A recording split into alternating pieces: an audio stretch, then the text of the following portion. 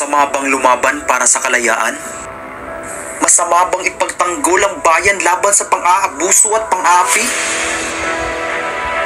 Masama bang magsalita at ilabas ang saloobin para sa takot ng mga tuwiran at ilabas kung ano ang tama? Krimen ba ang ituturing na pagpapakabayani para sa ating sariling bansa? Ito ang kwento at kabayanihan ng isang taong handang magbuwis ng buhay alang-alang sa minamahal nating bansa. Itinuturing nating pinakamahusay na bayani sa ating lipunan. Isinilang ako noong Hunyo 19, 1861 sa pagitan ng alas 11 ng gabi. Araw ito ng Miyerkules at ang aking kapanganakan ay muntik nang ikasawi ng buhay ng aking ina sapagkat nahirapan siya sa pagpanganak dahil sa laki ng aking ulo. Si Teodora Alonzo, o mas kilalang si Doña Lolay, hindi ordinaryo ang aking ina. Mahilig siya sa literatura at mas mahusay siyang magsalita ng Espanyol kaysa sa akin. Noong ako'y 8 taong gulang, naisip kong isulat ang aking kauna-unahang tulang pinamagatang. Sa aking mga kababata, inihatid ako ng aking kapatid patungong paaralan.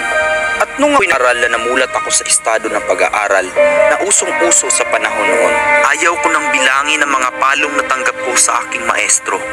Lagi ako nangunguna sa klase pero sa kabila ng aking reputasyon bilang mabait na bata, bihira ang araw na hindi ako makatanggap ng 3 o 4 na palo. Sa pagtatapos ng aking pag-aaral sa Binya, ay sumambulat naman sa akin ang masamang balita na ang aking ina raw ay hinuli at inakusahan ng kanyang ipag na magkasabwat raw ang aking ina at ang kapatid nitong si Jose Alberto na lasunin siya.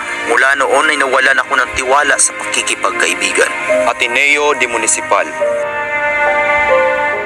Ganoon na lang ang lungkot ko nang inihatid ako ng aking kapatid sa Ateneo Municipal. Dito ko naranasan ang pait ng buhay na walang malalapitang magulang.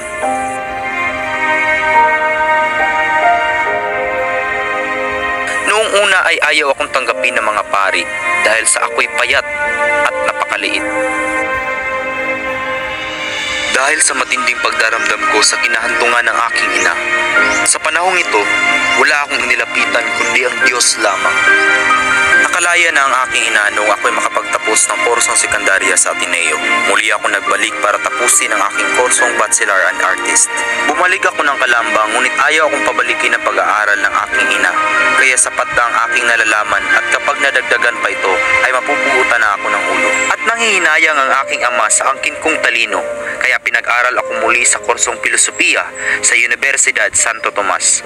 At kasabay nito ay nag-aaral din ako sa Ateneo para matupad ang kahilingan ng aking ina na nais niya.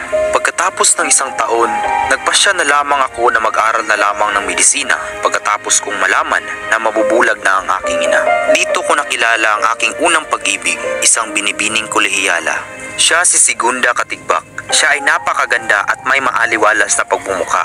Ang kanyang pingi ay napakapula at ang kanyang mga ngiti ay nakakagayuma at nakakaakit. Habang kausap ko siya, unti-unti akong maaakit sa mga matatamis niyang mga salita.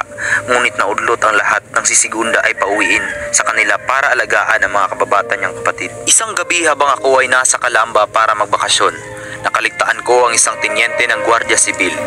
3 hagupit ang natanggap ko mula sa kanya. Linapit ko ang kaso sa Malacanang ngunit hindi ako pinansin. Nabuo muli ang aking pasya na mag-aral sa Espanya. Plinano ng aking kapatid na si Pasiano ang aking pagpunta sa Espanya at ipinamana niya ang kanyang pangarap na hindi natupad dahil pinagpalit ito sa isang obligasyon na pangasiwaan ang pangkabuhayan ng pamilya. Ginising ako ni Pasiano alas 5 ng umaga para maghanda para sa paglalakbay. Umangon ako at nag-ayos ng aking mga dadalhin. Binigyan ako ng 335 piso.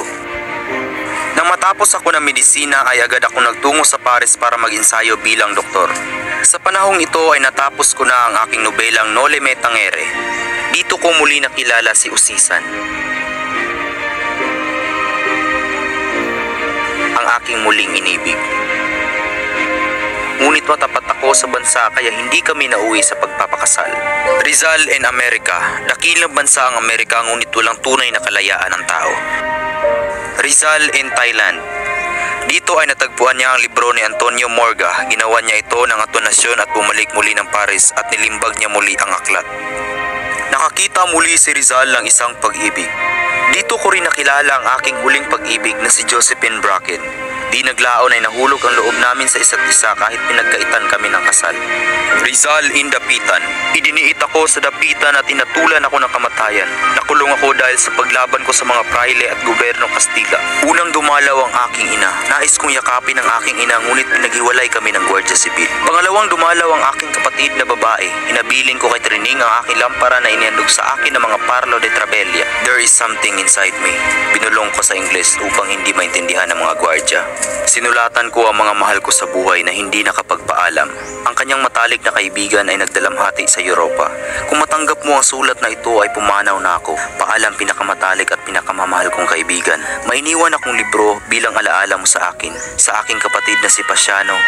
4.5 taon na tayong hindi nagkikita at nakapag-usap. Masakit sa akin na iiwan kitang nag-iisa upang pasanin ang ating pamilya. Naisip ko ang iyong sakripisyo, mabigyan mo lang ako ng magandang kinabukasan. Tawarin mo sana ako, ang iyong pinakamamahal na kapatid, Jose. Paalam mga magulang, kaibigan, kapatid.